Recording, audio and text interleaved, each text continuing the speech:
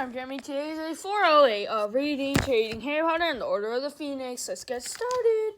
Currently on page 232. Let's go.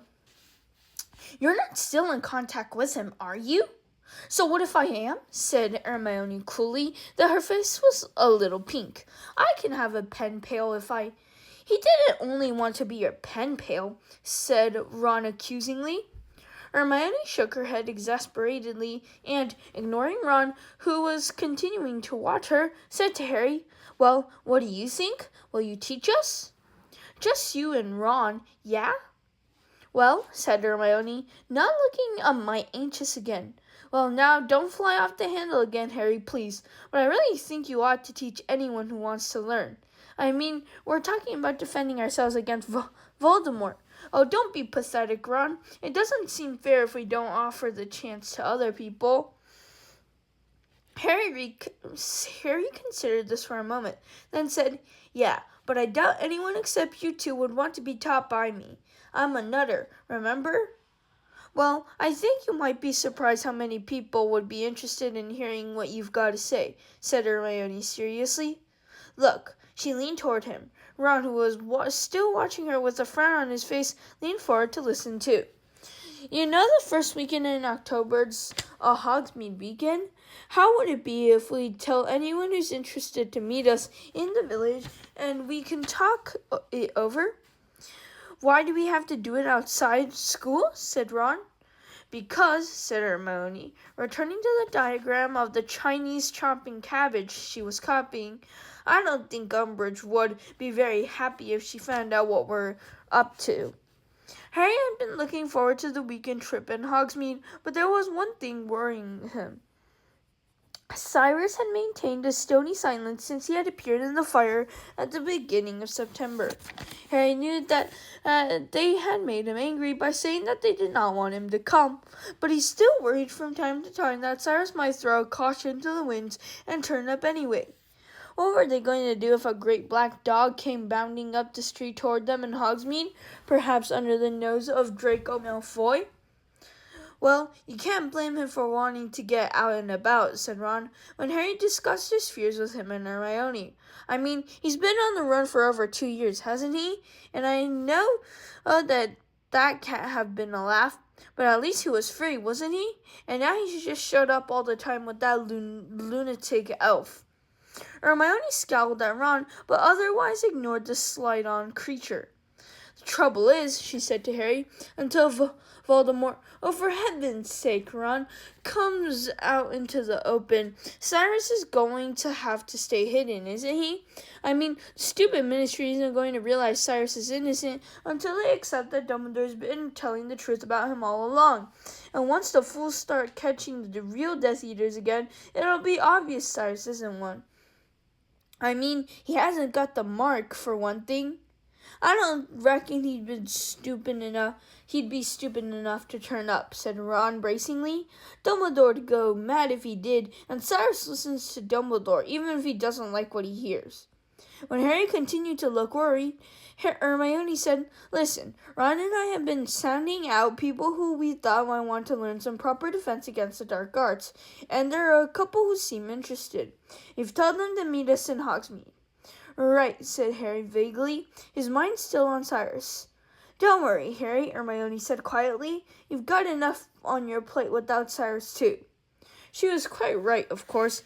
He was barely keeping up with his homework, though he was doing much better now that he was no longer spending every evening in detention with Umbridge.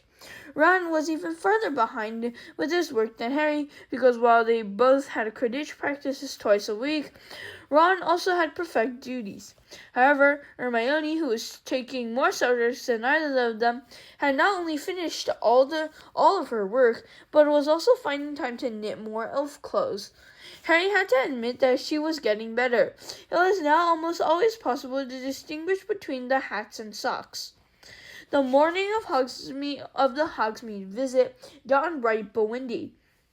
After breakfast, they queued up in front of Filch, who matched their names to the long list of students who had permission from their parents or guardian to visit the village. With a slight pang, Harry remembered that if it hadn't been for Cyrus, he would not have been going at all. When Harry reached Filch, the caretaker gave a great sniff as though trying to detect a whiff of something from Harry.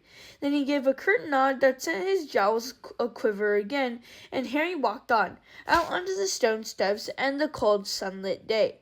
Why was Filch sniffing you?"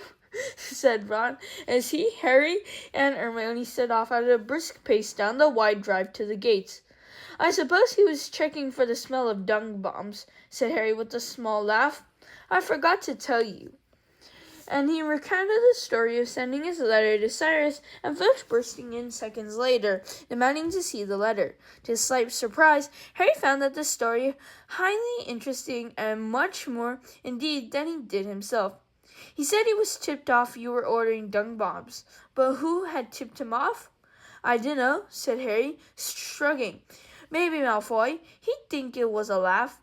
They walked between the tall stone pillars topped with winged boars and turned left onto the road into the village, the wind whipping their hair into their eyes. "Malfoy?" said Hermione, very skeptically. "Well, yes, maybe." And she remained deep in thought all the way into the outskirts of Hogsmeade. "Where are we going anyway?" he asked. "The Three Broomsticks?" "Oh, no," said Hermione, coming out of her reverie. "No, it's always packed and really noisy. I've told the others to meet us in Hogshead. The other pub, you know. Oh, the one. It's now on the main road. I think it's a bit, dodgy. But students don't normally go in there, and I don't think we'll be overheard." They walked down the main street past Zonko's joke shop, where they were unsurprised to find Fred, George, and Lee Jordan passed up the post office from which owls issued at regular intervals, and turned up a side street at the top of which stood a small inn. A battered wooden sign hung from a rusty bracket over the door, with a picture upon it of a wild boar's severed head leaking blood onto the white cloth around it. The sign creaked in the wind as they approached. All three of them hesitated outside the door. "Well, come on," said Hermione, slightly nervously. Harry led the way inside. It was not at all like the Three Broomsticks, whose large bar gave an impression of gleaming warmth and cleanliness. The Hogshead bar comprised one small, dingy, and very dirty room that smelled strongly of something that might have been goats. The bay windows were so encrusted with grime that very little daylight could permeate the room, which was lit instead with the stubs of candles sitting on rough wooden tables. The floor seemed at first glance to be earthy, though Harry stepped onto it, he realized that there was stone beneath what seemed to be accumulated filth of centuries. Thank you, everyone. That's all for today. Bye. See you tomorrow. Tomorrow we're going to read page 336. With my Kudos. Peace out.